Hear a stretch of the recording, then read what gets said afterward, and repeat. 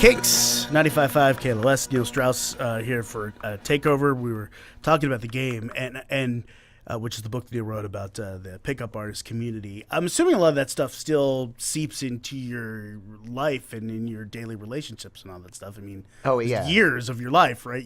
No, it's crazy. Like stays with you. Especially if I'm going out anywhere where there's like students or bars or anything. There's always some game guys out there who are like calling me out or watching me. But I'm married now.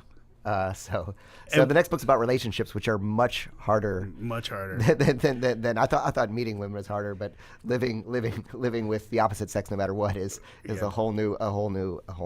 Literally, I wrote like 1,000 pages. I got to cut it down because it's so complicated to the relationships. I'll tell you, we were sitting here talking in the break, and about my Twitter feed, and he's like, "Hey, right. Your Twitter's all about sports, huh? You're a sports guy," And then I was sitting there thinking, oh, God, it is. Oh, man, you know what? I really should make sure my Twitter's more And then, like, half a second, I'm like, I think I just got negged by Neil Strauss. Right, yeah, exactly. Man, that stuff is powerful. I'm trying to build some attraction so I can come back and do another takeover. Do you use I mean, you talked about it in the book. You will use those things if you're interviewing somebody, all the time. I mean, I remember, like, interviewing Madonna, for example, and I was kind of peacocking with these gold boots that I knew she would like, and you learn these fun little psychological games. I was doing it with her and her crew, and you think about it because I know if I pay all the attention to Madonna and not her, stylist and her assistant and her kind of entourage, her entourage starts to feel threatened and push you out. Just like if you talk to the person who's most attractive in a group, the other people feel threatened. So I use the exact same stuff in the interviews, and they got so much better because back in the old days, if you wrote for Rolling Stone, like no one had Twitter or Facebook, and they couldn't talk to their audience, so they would.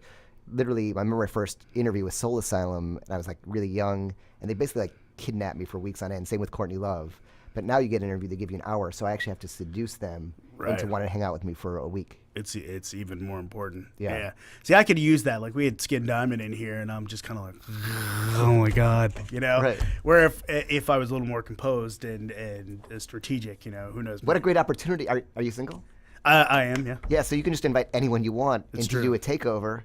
I'll strategize, be your little kind of what's that guy behind the scenes. I'll give you advice. I'll put you in the next room there. You can talk in my ear. I'll tell you what to say. Done. Oh yeah. All right. I'm gonna start looking up some porn stars. We'll take a break, and we're gonna have that record that we've been searching all hour for. We have found it. We'll play it for you next. Look, you need to plan for your future. You do financial.